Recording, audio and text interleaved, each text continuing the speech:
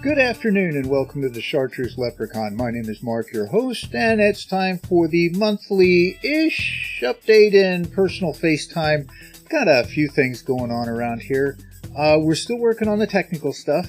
I think we finally got the exposure right on the camera. Camera? There we go. But somehow managed to wash out all the color. The shirt is dark blue, not black. The hat is bright-ish green. And not gray, greenish. The wall is a deep green. The light behind the sofa there is, well, that's kind of yellow, I guess. Okay. Yeah. But we're still winning at the game. 3 steps forward, 2 steps back is still progress, as the saying goes. And this is actually my second take of this segment. I shot the first one with that old Logitech C525. Yeah, we're not going to talk about how bad that one was. On the subject of color, though, as you can see from my attire, and that poster on the wall back there behind my head, I love ice hockey. I've mentioned it before. I've been around ice hockey since the first NHL expansion in 1967, when the Blues, the North Stars, the Penguins, the Kings, all those teams first came into existence. I love the game. I am not a sportscaster, commentator, caliber, level type person by any stretch of the imagination. I just love the game. It is so much of a passion of mine. I can use ice hockey to explain just about anything.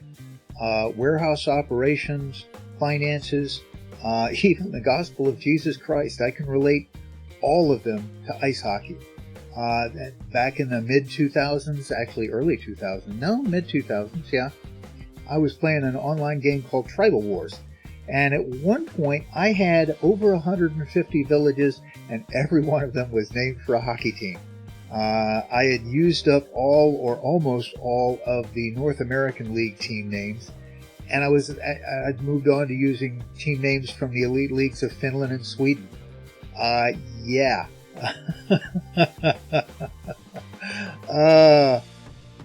And of course, I do have all kinds of hockey stuff around here. There's a full set of gear in the garage, along with several hockey sticks.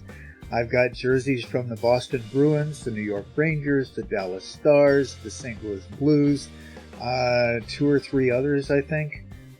Might be 4.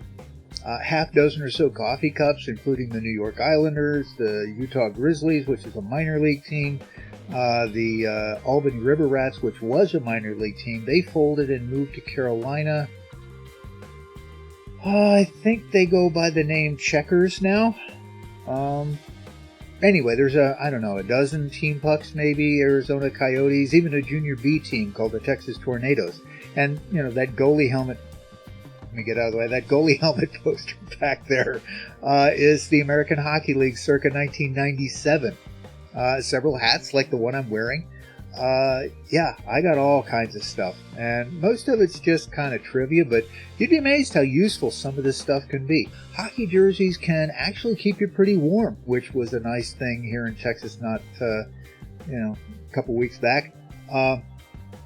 And hats are a really nice way to cover up a really bad haircut. Hazards of doing it yourself in the age of COVID? Yeah. So, wow, that was an awful lot of extra stuff. There was a moral to all of that, and what's that moral, you ask? Well, I'm glad you asked. The moral is your passion is always useful. Remember that, and always hang on to your passion. Not sure where a lot of that came from, other than the first part and the color part on the front end, but once I got started, well, yeah. I think we'll just call that one a freebie. What do you think? Call that one a freebie? Yeah. So let's get back to the topic at hand, which is our monthly-ish updates. First, we're coming up on our 1-year anniversary. We have actually been doing this for pretty close to a year. Our first video went up on April 23rd, 2020. It was episode 1 of Subnautica.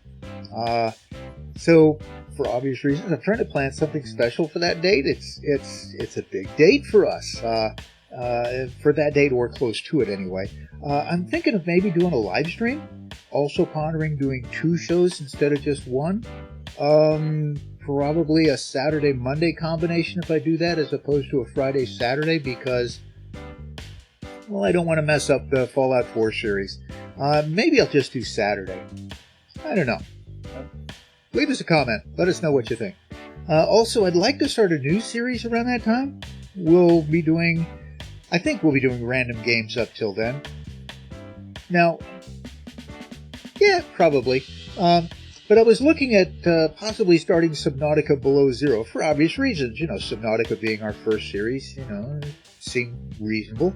I've been playing around in it for a while. I've got, 30 to 50 hours-ish in it, I think. Unfortunately, the ending isn't released yet. So you can't really finish a playthrough. And I don't want to start a playthrough and have them do an update and then have to start over. That just makes no sense to me. They have, by the way, announced that version 1.0, the full, ending and everything, will be released in mid-May, not April. Well, that's fantastic. Yeah. So, I guess starting that game will have to wait. Maybe we can do that after we finish Fallout 4? We'll see. Anyway, if you have game ideas, thoughts, timings of this show, let me know. Your input's always welcome. Leave us a comment. We'd love to hear from you.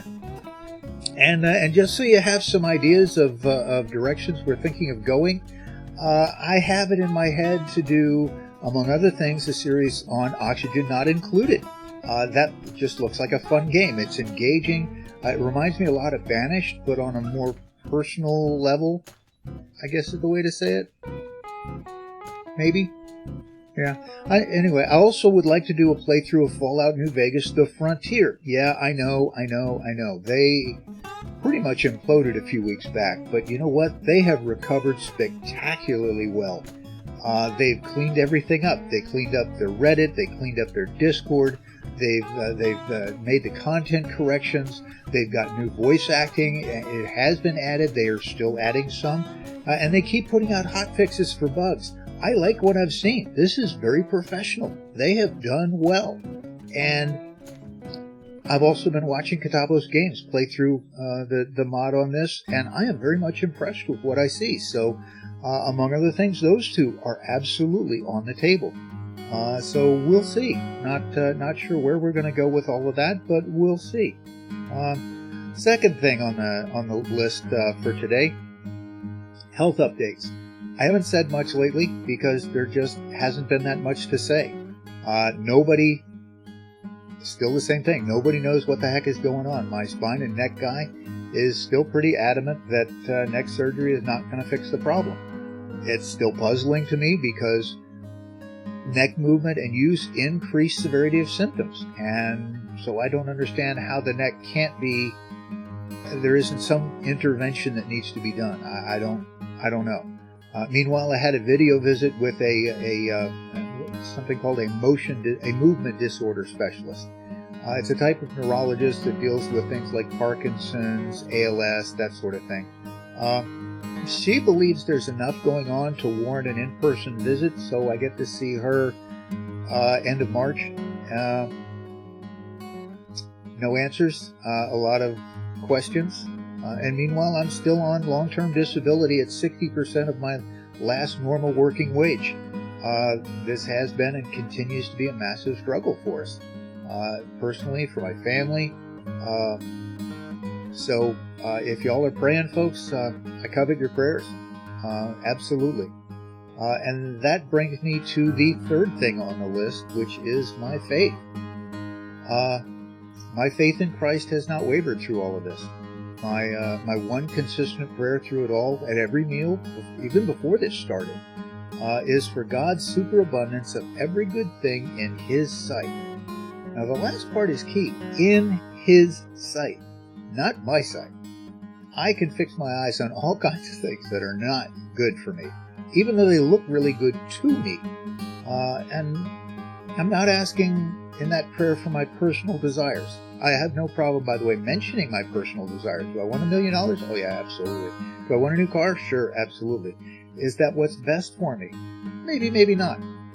I trust my God to provide what He knows I need and to do it beyond what I can imagine.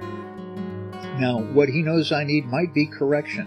It might be instruction. It could be anything. I'm not going to limit Him because I know what He has for me is best. I'll give you a personal example of how I've learned this, and I may have given this some months back, I'm not sure. Years ago in 1989, I was on staff at a homeless shelter. And being on staff was not a paid position, and it's not in most shelters, by the way.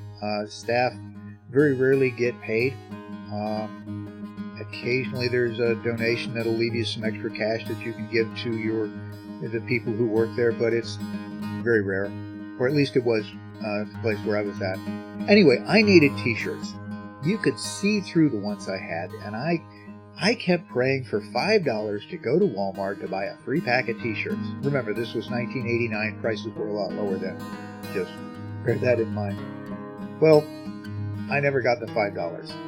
Instead, one day somebody came by with a couple of contractor-sized garbage bags full of Ocean Pacific wear. Yeah, Ocean Pacific wear. Brand new.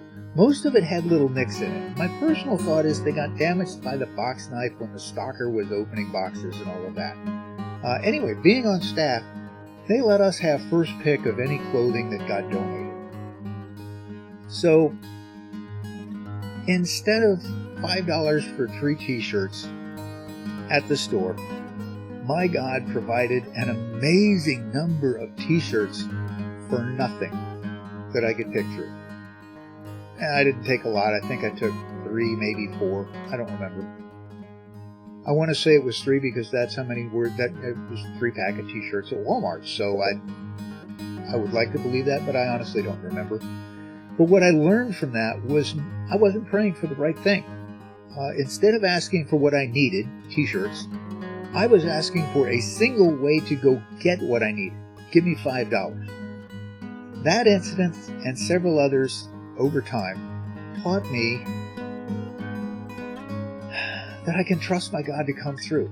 It will be His way, His time, on His terms, and it will probably not look like what I thought it would look like. But I learned I can trust Him. Years later, I was working in a warehouse, and I won't go into the story, it's kind of long, but I knew that God had opened the door for me to be there. And I was also sure it was not time to leave yet. And I was struggling. Emotionally, financially, physically, professionally. If you can think of a way you can be struggling, I was struggling in it. And I can remember walking to my car after work more than once, in tears. And all I could say was, I don't understand, but I still choose to trust you. And that's the issue of faith. It's trust. My Father in heaven has proven to me that I can trust Him. Always. At all times. The last time I mentioned any of this, I think it was back in December. I was talking about Psalm 50, where God rebukes the wicked, those who have not made a covenant with Him by sacrifice, proclaiming the benefits of His promises. He sacrificed His Son Jesus to open the way for you and me and everyone else to come to Him. The sacrifice we must make is obedience to Him. Another way to say it is to surrender to Him. That is the only way to get the benefits of His promises. That's it. Self-help programs won't cut it. Any program or theology that says self-help and self-development and all of that is lying to you. There's no way through your self-improvement or your good works that you can pay the penalty for your sin. And yes, that sin is a very real thing. And until we admit our sin to Him and surrender authority over our lives to Him, we do not get the benefits of His promises. You were born sinful, so was I. The sacrifices in the Old Testament were to teach that only an unblemished, a perfect sacrifice could atone for sin. And that's why you can't atone for yourself. You can't make yourself perfect. You can't become a God-type being. And yes, all of those ideas are out there in various religions and doctrines and so forth, but that is not the Christian doctrine. Not the true Christian doctrine, anyway. Just always remember that God's promises are based on what He knows is good, not what I want. Because if giving me $1 million would ruin me or cause me to ruin others, He's not going to give it to me. I may get it through my own tenacity, my own efforts, but I will not be satisfied with it, and it will destroy in one way or another me, my family, my whatever. I don't know. But the same goes for you. And He allows trials and suffering in our lives so that we can grow stronger, that we can be closer to Him. The trial may be having to help others when you believe you have nothing. Then they're done that. The trial may be sickness, and they're doing that. The trial may be having to help.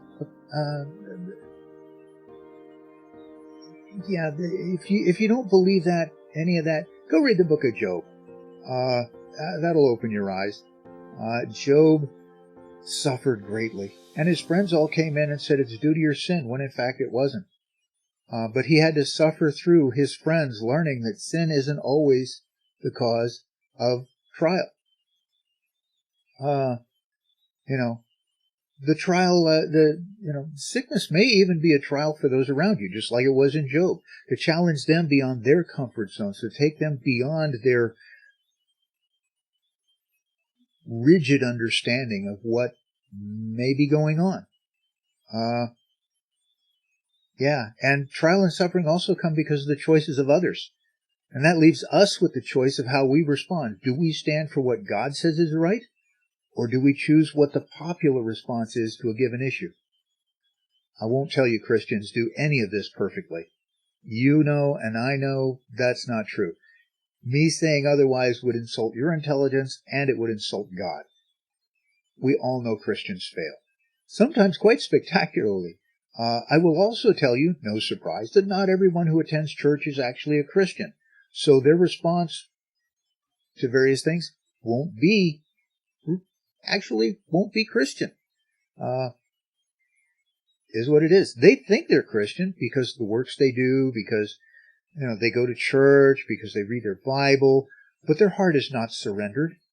They haven't truly given themselves to Christ. But I will tell you this, just like King David in the Old Testament, when real Christians get confronted with their sin, we do what we can to make it right. Now, that may not be an immediate resolution. It could take a long time. And we will stumble along the way to making it right. Don't expect everything to be perfect. Reconciliation, though, is not easy. It can be very costly. Just admitting you've done wrong and having to pay a price to make it right, that's not an easy thing for a lot of people to do, and Christians included. It's sad but true. But just remember, reconciling you to Himself was the reason Jesus died on that cross. And the only way for you and I to receive the benefit of that reconciliation is to humble ourselves to Him. Admit our need for our sin to be resolved with Him and to surrender to Him. That's it. That's how you get reconciled to God. He's already done His part. You have to do yours. I did that in 1987 in a little country church in the middle of nowhere. And it's been a rough journey ever since, but it's definitely been worth it. So how about you? Have you surrendered to Him? Because you need to. That's the only place to find true hope. Now, I hope you hung out through all of that because it's important. And I hope you do some soul searching and do what you need to get right with God. But with all of that said, I still covet your prayers, and I hope you'll stay with the channel. And with that, I will let you go.